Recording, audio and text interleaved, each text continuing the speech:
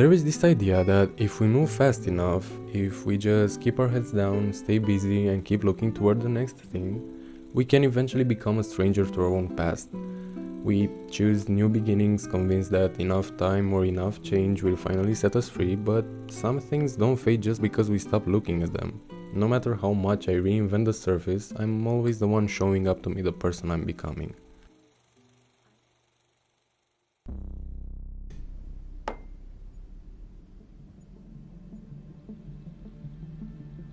The one thing I can't seem to run away from is myself, but I keep trying and trying and trying without any success, so in the end I ask myself, why is that? And the problem with trying to avoid yourself is that you're inevitably always there. When you go, brush your teeth, when you go take a bath, when you brew your morning coffee,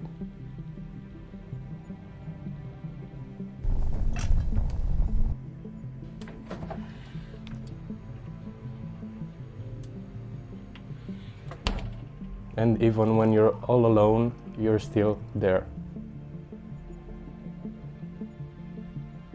And you can surround yourself with others, but at the end of the day, it's still you that shows up, even uninvited.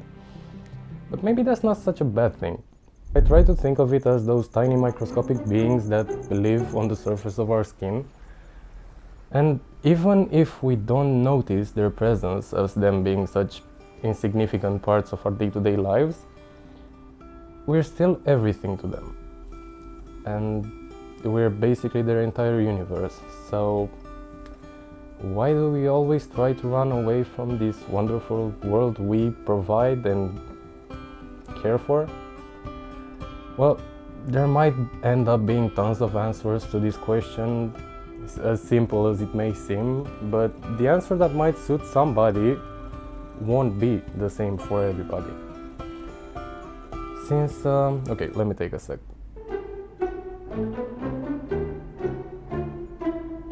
Since I started this weird and painful-filled and downright chaotic process called growing up and slowly becoming a functioning adult, I kept hitting the same wall time and time again.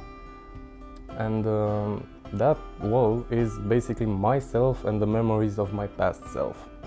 And what do I mean by that?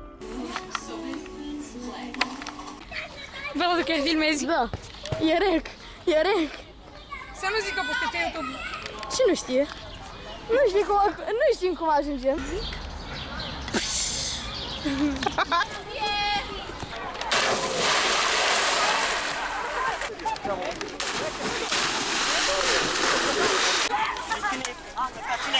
Am prins-o.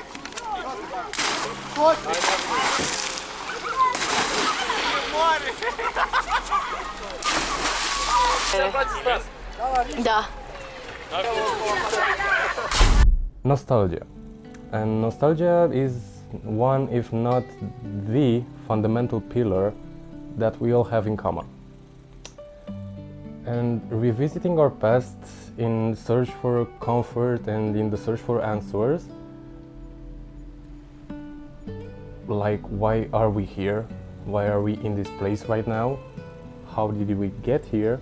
And why was it always cozier back then, more than it is now?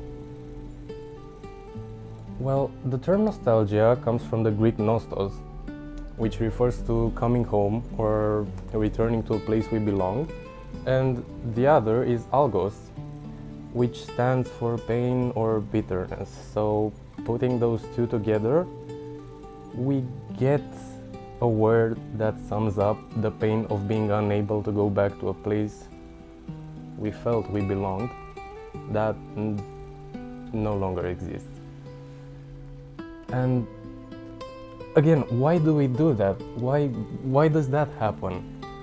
And I think we can actually find comfort in it, even if it's inherently painful to do so. And I think the feeling of nostalgia is a double-edged sword, as is life itself. But basically, we go back for who we were and for how we felt back then, not for the experience, let's say, specifically.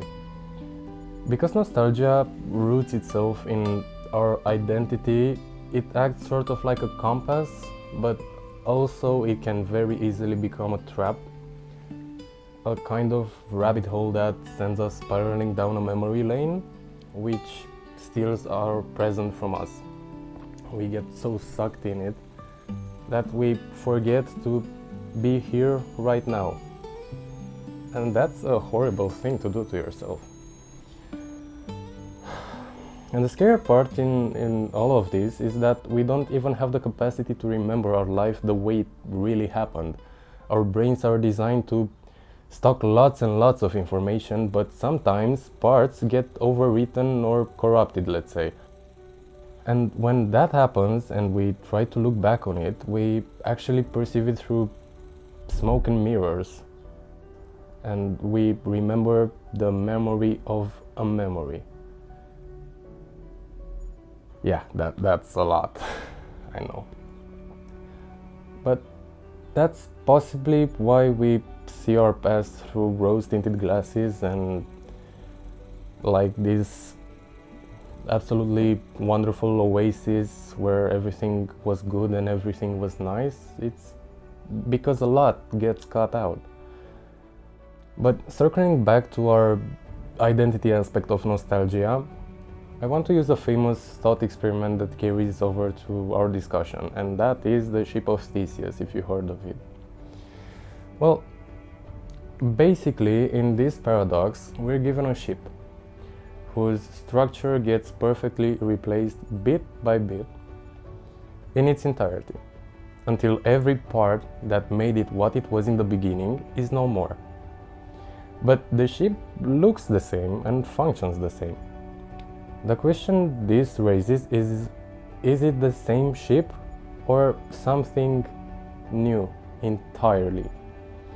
Humans function on this very basis, but instead of planks and screws, we're made up of atoms.